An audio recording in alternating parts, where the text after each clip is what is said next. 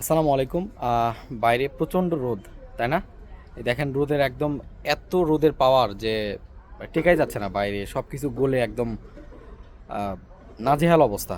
আমিও ঘেমে যাচ্ছি প্রচুর। আর এই যে প্যাকেজিং রুমটা, এখানে আমাদের ঘিয়ের প্যাকেজিং চলতেছে। চলেন একটু আপনাদেরকে বিস্তারিত দেখাই।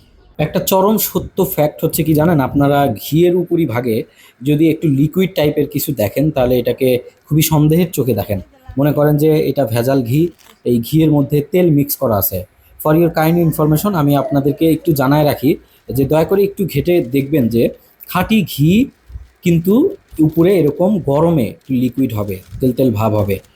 ঘি নিজেই একটা তেল, ভালো মানের তেল।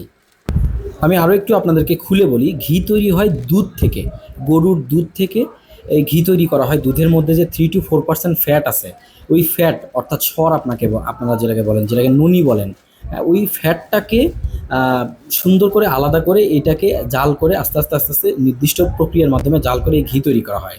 এবং দুধের ফ্যাটটা খুবই সফট, এটা যত তাপ পাবে যত গরম পাবে আস্তে আস্তে গলতে থাকবে। এটাই স্বাভাবিক, এটাই হচ্ছে খাঁটি ঘিয়ের আসল বৈশিষ্ট্য, যে গরমে সেই উপর থেকে আস্তে আস্তে লিকুইড হতে থাকবে, আর যখন ঠান্ডা আবহাওয়া পাবে সে জমে যাবে। দেখেন প্যাকেজিংয়ের সময় এটাকে আমরা উপরে যে সিল করি, সিল করার জন্য যে মেশিনটা ব্যবহার করা হয়, এটা অত্যন্ত তাপ দিয়ে সিল করতে হয়। এখানেও একটা অংশ দেখেন তাপে গলে যায়। আপনাদের কাছে এই ঘিটা সুন্দর করে পৌঁছানোর জন্য বেশ কয়েকটি ধাপে এটাকে প্যাকেজিং করা হয়। প্রথমত উপরে অ্যালুমিনিয়াম ফয়েল দিয়ে এটাকে ইনটেক করা হয়েছে, এটাও কিন্তু তাপযন্ত্র দিয়েই করা হয়েছে। এবার এই যে পুরা বোতলটা, এটা কিন্তু শিং র্যাপার দিয়ে আমরা এটাকে র্যাপিং করে দিই।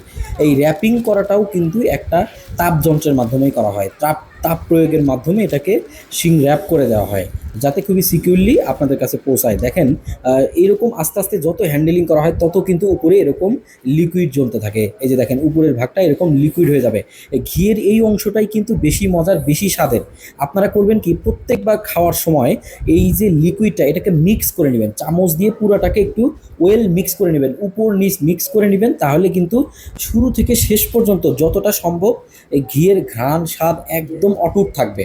হ্যাঁ, বিএসটিআই এর স্ট্যান্ডার্ড অনুযায়ী বিএসটিআইতে বলা আছে যে যেই ঘি গরমে গলে যাবে এবং ঠান্ডায় জমে যাবে সেটাই কিন্তু আসল ঘি। হ্যাঁ, সো এই গরমে মানুষ গলে যাচ্ছে, সব কিছু গরমের নাজেহাল অবস্থা। সে তো এই গরমে যদি ঘি না গলে তাহলে সেটা আপনি খাঁটি ঘি কিভাবে বুঝবেন? দেখেন এই গরমেও যদি আপনারা একেবারে থকথকে ঘন ঘি চান তাহলে আপনাকে তার মধ্যে ডালডা মিক্স করে দিতে হবে। একটু স্বাভাবিকভাবে চিন্তা করেন, ডালডা কিন্তু অনেক শক্ত, অনেক হার্ড। 200 ডিগ্রি তাপমাত্রাতে অনেক সময় ডালডা সহজে গলে না। সো এই ডালডা যদি এটার মধ্যে মিক্স করে দেওয়া হয় তাহলে এটা গরমে গলবেও না, এরকম শীতের মতোই থকথকে থেকে যাবে। সো আপনার উদ্দেশ্য কিন্তু আসল জিনিসটা নেওয়া, খাঁটি ঘিটা নেওয়া। সো খাঁটি ঘি কিনতে গেলে আপনাদেরকে এই জিনিসগুলো একটু মাথায় রাখতে হবে, যে আবহাওয়ার সাথে ঘিয়ের কিন্তু স্বাদ, ঘ্রাণ, টেক্সচার, কালার এগুলো পরিবর্তন হয়।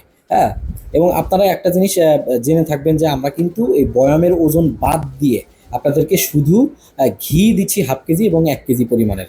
সো একেবারে অরিজিনাল ঘিটা আপনারা আজান ফুডস থেকে পাচ্ছেন খুবই সুন্দর সিকিউর প্যাকেজিং। আমরা কিন্তু গ্রামে একেবারে ঘরোয়াভাবে আহ, নিজেরা প্যাকেজিং করে আপনাদের কাছে পৌঁছে দিচ্ছি। সো একদম আহ, দেশ সেরা ভালো মানের ঘিটা অর্ডার করতে আজান ফুডসের কোনো বিকল্প নেই। আর যে কোনো ধরনের প্রবলেম হলে আপনারা সাথে সাথে আমাদেরকে নক করে জানাতে পারবেন যে এই ধরনের প্রবলেম হয়েছে, আমরা চেষ্টা করব যথাসাধ্য সাথে সাথে আপনাদের সেই প্রবলেমগুলোকে সলভ করে দেওয়া। সো অরিজিনাল সোর্স থেকে আসল ঘি নিতে একদমই ভুল করবেন না।